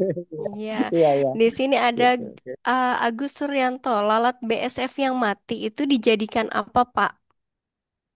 oke. Oke, kalau saya lalat yang mati itu bisa di banyak sih sebetulnya bisa untuk media tanam. Kalau saya langsung dikasihkan ke ikan lele ya atau ikan nila. Jadi masukin aja ke situ, nanti juga habis dimakan. Jadi budidaya maggot ini sebetulnya tidak ada yang dibuang, tidak ada yang dibuang dari A sampai Z itu termanfaatkan gitu ya, gitu ya. Jadi lalat-lalat atau bangkai lalat itu kita kasihkan ke ikan lele ya, seperti itu. Mungkin jawaban saya walaupun singkat, mudah-mudahan tidak puas. Oke, baik. Ini Kang, ada yang raise hand nih, namanya Meloh Marvel Rexi. Oke, Silakan Mas. Izin Pak, perkenalkan oke. nama Ya. saya Merah Marvel dari KBB juga dari Parongpong. Izin bertanya. Oh, Pak Rong. Alhamdulillah. Iya. Boleh ini nggak Pak? Biopon Bapak itu ukurannya tuh berapa? Terus itu tuh bisa dikasih berapa gram gitu Pak? Oh, oke. Kapasitasnya. Sama Pertanyaan yang bagus, pertanyaan yang bagus. Oke, sama ya. siklus makannya itu kira-kira dikasihnya tuh tiap berapa kali sehari sama berapa kilo? Mungkin begitu Pak. Oke. Ada lagi? Terima kasih. Cukup Pak, cukup. Oke. Langsung dijawab aja, Mbak Nisa, atau gimana? Silakan Kang, dijawab Oke. langsung. Ya, biopon saya itu ukuran 60 kali 120. Itu cukup untuk 10 gram. Ya, 10 gram dari penetasan telur. Jadi 10 gram kalau seandainya kita nanti usia 7 hari ke sananya itu berarti kita harus kasih pakan itu karena treatment saya itu 1 gram itu 2 sampai 3 kilo ya, berarti 10 gram itu maksimal itu 30 kilo ya, atau 3 ember begitu. 3 ember yang kecil ya, yang kecil bukan yang ember yang besar. Kalau ember besar kan cuma 1 ember berarti. Dan itu treatmentnya kita cukup ngasih pakan itu 1 kali aja, mau pagi atau malam. Yang paling efektif itu kasih makannya itu di malam hari. Ya, kenapa di malam hari? Karena biasanya predator ataupun lalat yang lain itu tidak ada. Apalagi untuk budidaya maggot ya. Sorry, budidaya lalat rumahan. Enaknya di malam hari ya ngasih pakannya. Jadi uh, kalau treatment saya itu dalam 1 gram itu kasih makannya itu 2 sampai 3 kilogram sampah organik. Betul. Ya, tadi siapa? Si A dari Parongpong. Main ke sini, A. Main ke sini. Dekat Ya kok dari Pak, nanti Parongpong tinggal turun. diusahakan. Turun di sini datang dekat kok ke sini. Parongpong Serikat. Oke. Baik Pak, Oke, terima kasih jawabannya Pak. Ya, sama-sama. Ya.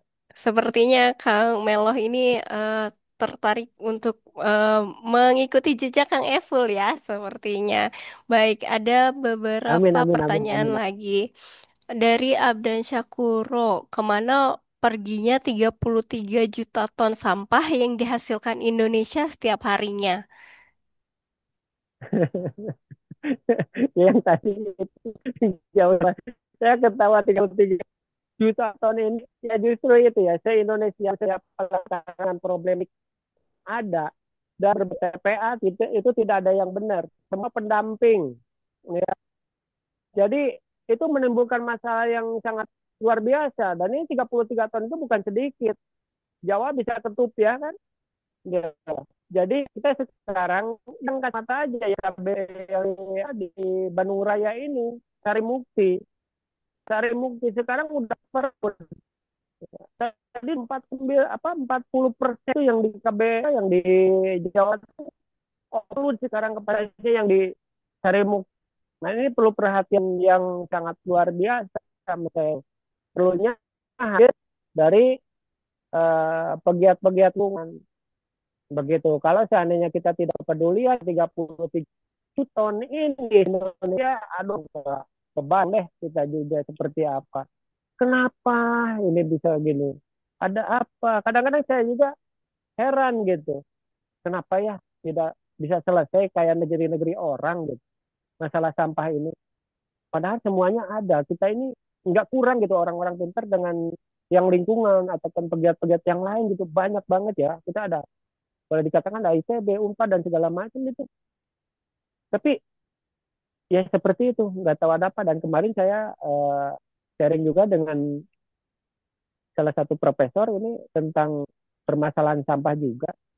Ya, jadi pertanyaannya ini sangat menarik, ini sangat menantang sebetulnya ya. Saya juga ya ada keterbatasan, nggak tahu dikemanain gitu. Yang tahu saya itu cuman eh, kumpul, angkut, buang. Tidak ada pengolahan di sana. Padahal kalau kita eh, tahu bahwa sampah ini sangat sangat luar biasa untuk menghasilkan substan yang tadi gitu kan, sangat efektif dan bisa menghasilkan cuan gitu. Sebetulnya seperti itu. Tapi ya kita kembali lagi, kita juga nggak bisa menyalahkan si A, si B, si C karena ya sulit ya untuk berargumennya dalam hal ini. Kita mau menyalahkan siapa gitu, nggak bisa gitu. Hanya kita introspeksi sama diri sendiri aja gitu. Apakah kita udah melakukan untuk hal itu atau belum gitu aja lah intinya gitu. Ya mohon maaf, mungkin pertanyaannya ini sangat menantang bagi saya dan saya tidak bisa jawab vulgar gitu. Seperti itu mungkin ya. Terima kasih. Baik, kita next pertanyaan ya Pak ya dari Ibu Misela. A- Izin bertanya, jika bingung untuk menjual larvanya, apakah bisa apakah ada pengepulnya atau penampungnya gitu Pak? Oke, ini sangat pertanyaan ini saya sebetulnya dari tadi. Ada nggak gitu yang mau jual maggot? Nah ini kan, aduh, ntar backlog ya saya nah di sini. Ada nggak yang jual maggot? Saya bilang gitu. Sebetulnya saung maggot ini kan bentuknya paguyuban ya Bu. Tadi Ibu siapa? Ibu Misela Pak. Ibu Misela. Oke, dari mana Bu Misela? Dari Bandung, Pak. Oh, dari Bandung. Bandungnya mana Bu? Iya. Dari Astana Anyar. Oh, Astana Anyar ya dekat lah. Kota Bandung ke kabupaten ya, Astana Kabupaten ya, ke Kabupaten Kota Bandung Barat lah Iya, dekat. deket, Ya. masih deket, Pak. Sebetulnya, ya, sebetulnya gini ya Bu ya, untuk masa pasar kita ini yang order ke saung maggot ini lumayan dahsyat sih Bu sebetulnya. Kami belum bisa memenuhi semua pasar itu. Dan itu per harinya itu kemarin ada yang selain ekspor ya Bu ya dari lokal juga itu minta per hari 1 ton ya 1 hari satu ton. Ini pasar kita ini masih masih terbuka terbuka lebar gitu Bu untuk maggot ini. Jadi jangan khawatir Ibu nanti kalau seandainya Pak saya mau jual maggot mau kemana? Tinggal kontak saya aja nanti itu ada nomor telepon saya di slide saya tadi itu silakan nanti kita beli kok magotnya kita beli dan mungkin besok pun juga saya akan ngambil dari salah satu hotel yang ada di Braga. Nah ini kebetulan ya joinan kita gitu Bu. Jadi kita ambil jangan aduh jualnya kemana.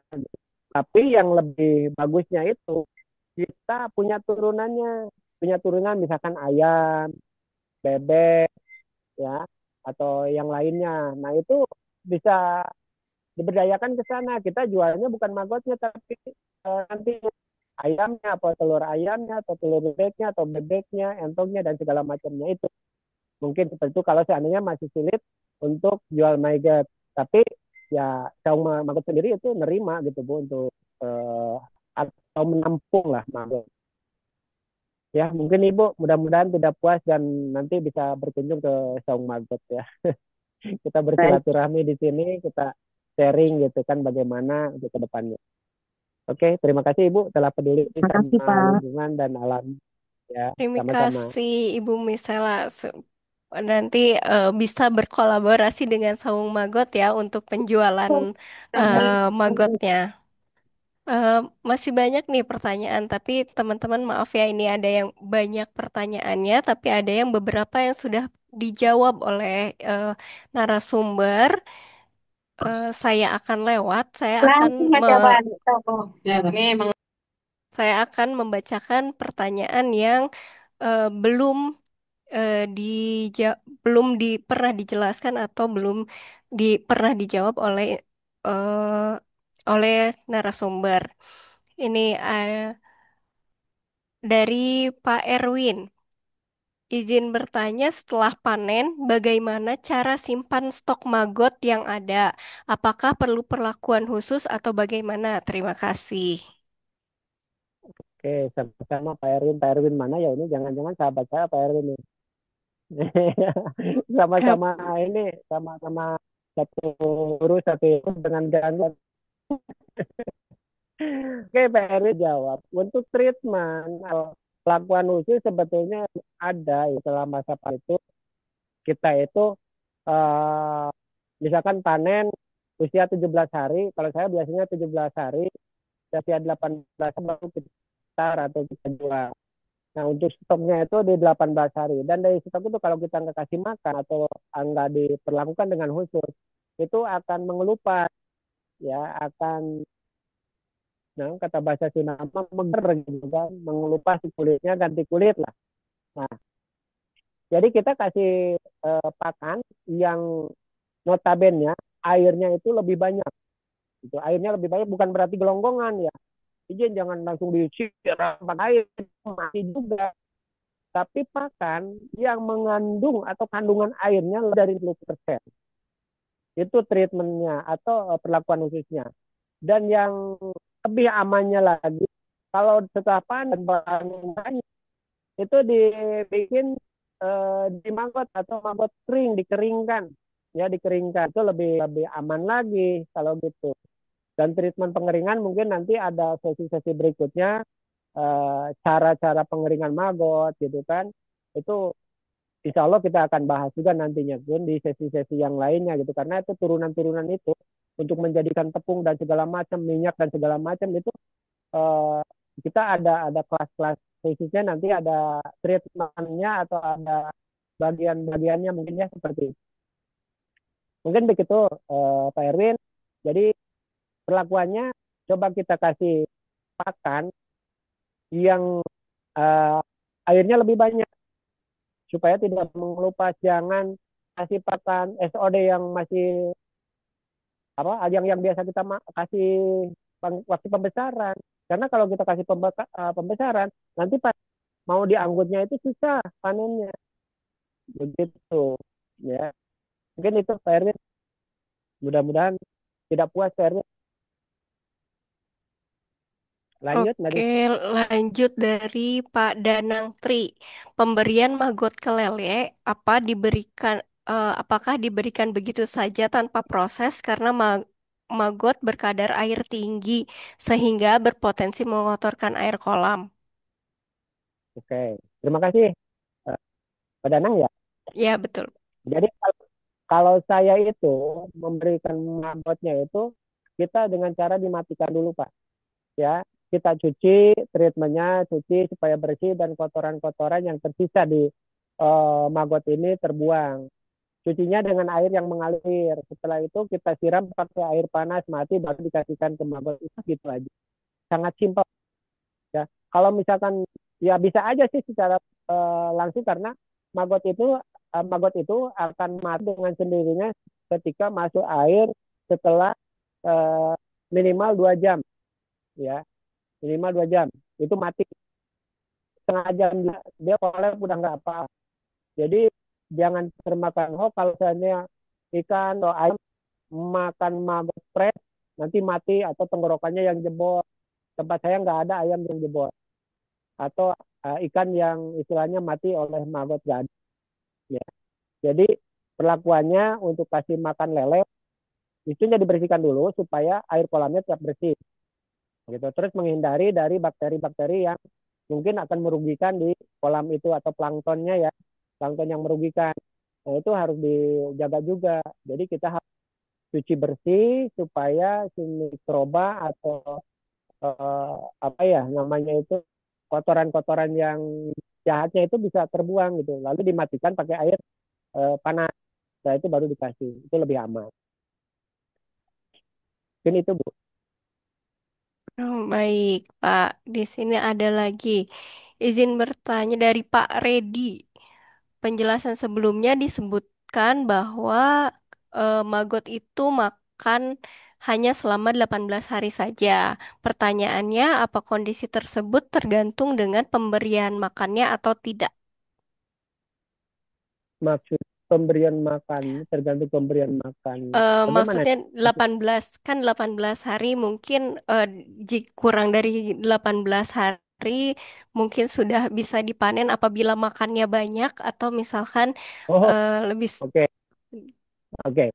Nah, jadi gini, kalau maggot itu memang usianya kan kalau misalkan 1 minggu ternyata gemuk gitu kan. Nah, dalam gemuk itu sebetulnya itu hanya gemoy, belum memenuhi dari yang kita harapkan atau peternak harapkan. Karena yang diharapkan dari maggot itu bukan gendutnya atau gemoynya gitu kan, tapi nilai protein dan nutrisi yang dikandung oleh maggot itu. Kalau seandainya usia 7 hari ternyata udah gede-gede, nah itu bagaimana dia bisa menyerap atau nutrisinya kalau begitu kan? Nggak bisa. Makanya itu kenapa di itu ada treatment 18 hari panen atau 17 hari panen gitu. Oke, Mungkin itu. ada yang kedua nih masih dari Pak Redi. Apakah makanan magotnya harus dipeyem dulu atau bisa diberikan secara langsung? Karena pernah budidaya magot dan makanannya dikasih sisa-sisa tomat busuk, tapi hasilnya tidak terlalu bagus. Oke. Sebenarnya gini, untuk treatment yang tadi saya bilang di penjelasan itu harus dipeyemisasi karena maggot ini kan mati, dia tidak punya gigi. Jadi kalau nggak punya gigi, dikasih makanan yang begitu antah berantah, kan susah dianya untuk berkembang biaknya. Betul kan? Jadi mau gimana makannya, sementara yang saya mau makan aja susah gitu, keras. Nah, jadi kita harus ada treatment. Kalau di saya di bubur, ya di sini ada mesin pembubur. Tapi kalau belum punya mesin pembubur atau tidak ada mesin pembubur, itu coba dipeyamisasi selama 2 sampai 3 hari supaya si kulturnya itu lebih lembek gitu. Nah, terus kalau saya dikasih cuma sayuran doang, pasti akan stunting hasilnya. Makanya perlu istilahnya kombinasi makanan seperti itu. Ya, sebagai layaknya kita juga kan. Kalau pengen fit, pengen kuat, pengen inilah, itu makan itu kan harus bervariatif. Nah, sama juga dengan maggot pun demikian. Kalau cuma sayuran doang atau buah-buahan doang, ya loyo, dia juga nggak ada hasil yang bisa diharapkan begitu ya. Kalau tomat itu biasanya kalau tomat tuh yang tadi saya bilang semua ya cenderung gemuk gitu, tapi tidak ada nilai nutrisinya, hanya vitamin C kebanyakannya gitu. Ya, ini seperti itu. Oke, salah berarti maggot juga membutuhkan nutrisi yang bervariasi ya, Pak ya. Iya dong, bukan Eh, itu. Kang Kang Hasan juga sudah terjawab tadi pertanyaannya sama. Sekarang ke Ibu Gayatri. Maggot jika naik kapal apakah akan hidup sampai ke tujuan? Karena di Kepulauan Anambas tidak ada tuh benihnya. Jadi benihnya itu harus telur Oke, atau maggot dewasa, Pak. oke. Alhamdulillah ini dari mana? Dari Anaba ya. Dari Anambas, Itu daerah Sulawesi. Kepulauan Anambas, Anam. Pak. Ya, oke. Ibu, terima kasih yang dari pulau sana. Dari seperti saya udah bukan pengiriman ke Kalimantan Timur, Bu. Ya. Dan pertanyaan Ibu, apakah dari telurnya ataupun dari bibit yang lainnya gitu kan? Nah, saya sarankan itu kalau jarak jauh itu dari Prapupa, Bu. Karena untuk jaraknya itu sekitar 1 mingguan ya nyampe ke lokasi itu. Jadi saya sarankan dari prapupanya. Jangan beli telurnya. Kalau beli telurnya nanti netas di jalan, Bu. Kalau udah netas di jalan, kita mau gimana nanti mengembang biakannya di sana? Ya, masih mending kalau pas menetas masih ada yang hidup. Nah, itu kan rentannya itu 3 sampai 4 hari. Sementara nyampe ke lokasi ke sana itu di perjalanan itu 1 minggu, mungkin bisa nyampe 10 hari gitu. Nah, ini yang harus diperhatikan kalau seandainya kita mau uh, budidaya maggot, terus beli bibitnya dari Jawa. Nah, ini rent atau jaraknya ini yang harus diperhatikan juga. Jadi saya sarankan kalau mau beli atau budidaya di sana, beli prapupa aja Bu, biar lebih aman. Dan itu aman sampai kemarin saya ke Kalimantan juga. Alhamdulillah nyampe saat ini, nyampe detik ini, saya komunikasi, terus Bu berkembang. Itu bibitnya dari Saung Magot Bu, dari Bandung Barat. Alhamdulillah sekarang Magot dari Bandung Barat ulah go ke Kalimantan Timur ke sana ya, ke Kaltim. Ya, begitu ya Bu ya. Jadi saya tidak sarankan untuk membeli telurnya gitu ataupun larvanya. Kalau larva uh, bisa hidup, tapi sistemnya itu vakuumisasi. Nah, jadi pengiriman itu harus divakum di apa bikin pingsan Hmm. gitu. Mungkin itu ya salah satunya. Tapi itu riskan juga, riskan. Takutnya nanti lebih dari 10 hari kan dia membusuk akhirnya. Begitu. Itu ya Bu ya. Mudah-mudahan bisa terjawab. Baik, terima kasih Kang Epul. Ini ada beberapa pertanyaan lagi ya Kang Epul. Ini teman-teman Boleh, sepertinya boleh, sangat siap, siap. antusias. Dari Ardi, Amin, izin amin. bertanya Pak, waktu yang baik untuk panen telur itu berapa hari sekali? Oke. Nah, ini pertanyaan yang bagus. Emang untuk keberhasilan dari panen, yaitu panen telur itu kita harus ada treatment ya atau ada waktunya. Nah, ini waktunya itu biasanya 2 sampai 3 hari Hmm. dari penempatan kayu egi tadi. Jadi kita hitung, misalkan hari ini hari Kamis, nah Jumat, Sabtunya itu harus sudah dipanen, ya, panen. Nah nanti pas minggunya ini berarti penetasan kan, penetasan pertama Minggu, Senin, Selasa. Nah hari Rabunya itu udah menetas, sudah jadi baby maggot gitu, ya, seperti itu. Jadi 2 hari sekali lah itu. Lebih baik bagusnya kalau 3 hari itu takutnya nanti ada yang udah menetas karena marahnya bertelur apa menetasnya si telur maggot ini yaitu 3 hari.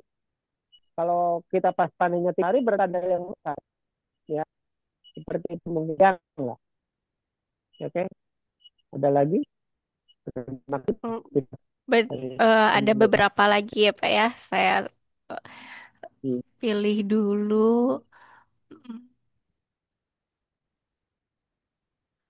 Untuk dari Muhtar Sidik, untuk pakan maggot yang baru menetas, menurut Bapak, media pakan yang bagus itu yang bagaimana? Hmm, Oke, sama ya Pak, ada mungkin lagi ini pertanyaannya. selain itu? eh Belum terjawab itu. Nah, medanya ya pakannya itu perlakuan baby mother itu sampai 7 hari gitu ya. Mungkin pertanyaannya itu ya. Jadi untuk pemberian pakan 0 sampai 7 hari itu kita memberikan yang lembut-lembut dulu. Nah, kalau SOD itu biarkan diayak dulu atau diperes ya, diperes itu supaya lembut. Nah, bagaimana layaknya kita manusia, bayi juga kan nggak bisa langsung kasih nasi, ya harus bubur dulu, harus apa dulu, harus MPASI dan segala macam. Jadi harus yang lembut-lembut dulu gitu. Ini juga aja, si si SOD tadi kita cari pakai magnet kan itu akan keluar tuh. Nah itu aja yang dikasih. Atau dedak, bisa pakai dedak. Tapi mahal kan, pakai dedak itu cukup mahal. Yang ada itu paling pakai pepaya. Ya pepaya itu pepaya busuk atau buah busuk itu bagus lah untuk awal-awal baby maggotnya. Ya seperti itu. oke, ini dari siapa ya?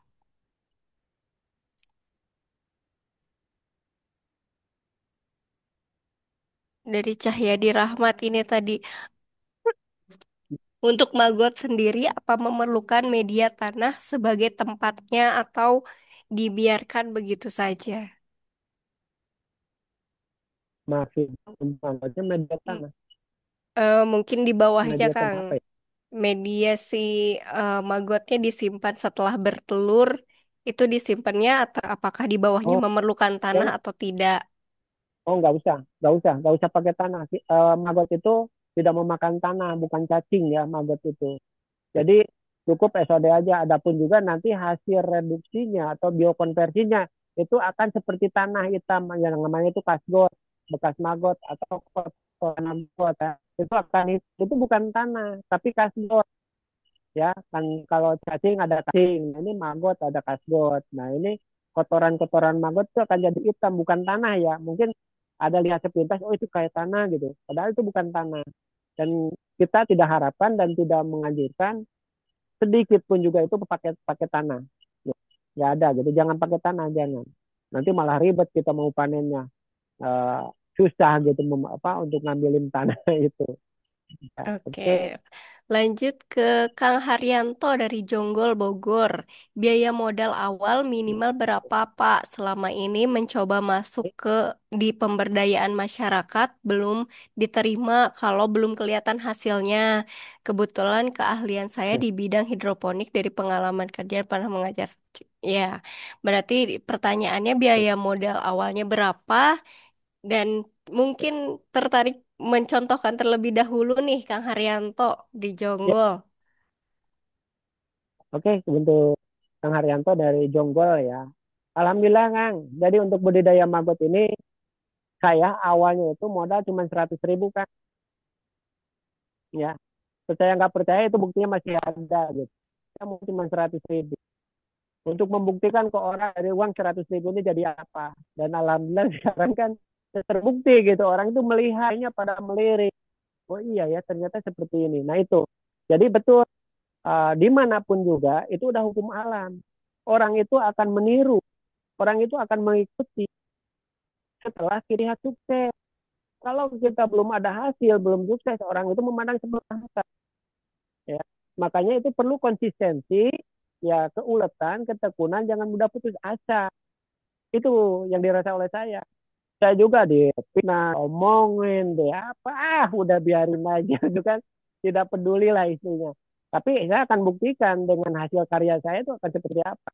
Dan mereka yang menyinyir selama ini akan menikmatinya gitu, bukan balas dengan nyinyiran, tapi akan menikmati dari nyinyirannya itu. Itu balas dengan kebaikan lah.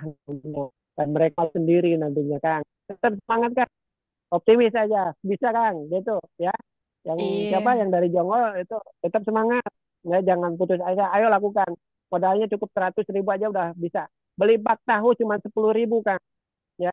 Bak tahu 10.000, 5 aja udah 50.000. Yang tadi untuk menjaga takut sama apa ya, sama tikus, beli ram kawat itu harganya cuma 20.000 Kang 1 meter. Cukup berarti 20.000 tambah 50 cukup 70.000.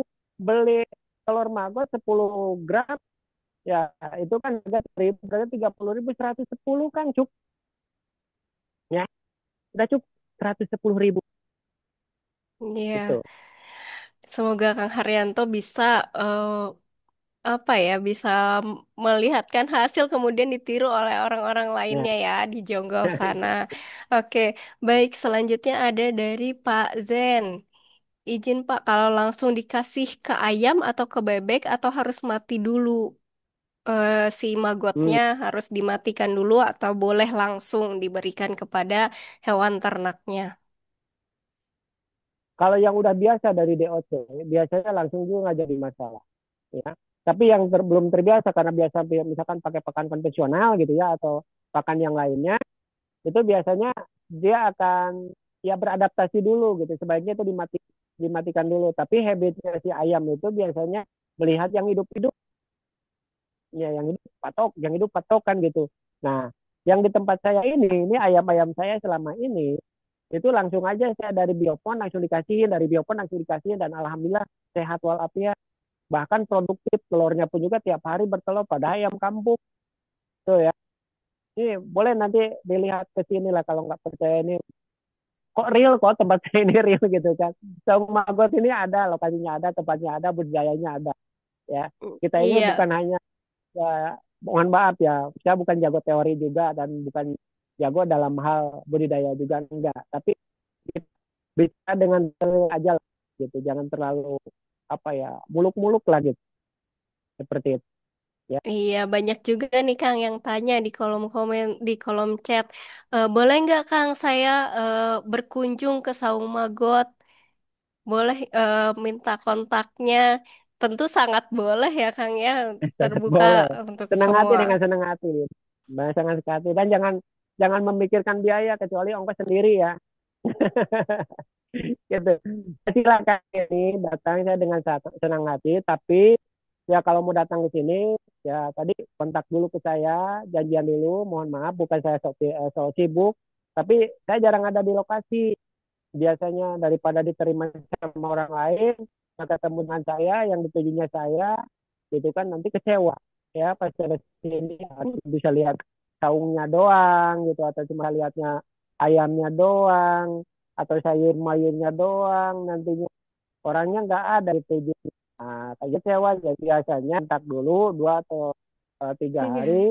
janjian dengan saya karena saya juga ya banyak ya kan di luar gitu. Dan hari ini pun juga ya, Bu, betul Bu, mohon izin. Ini Bu Camat sekarang lagi melakukan pembentukan panitia posyandu lagi menyaksikan kita nih.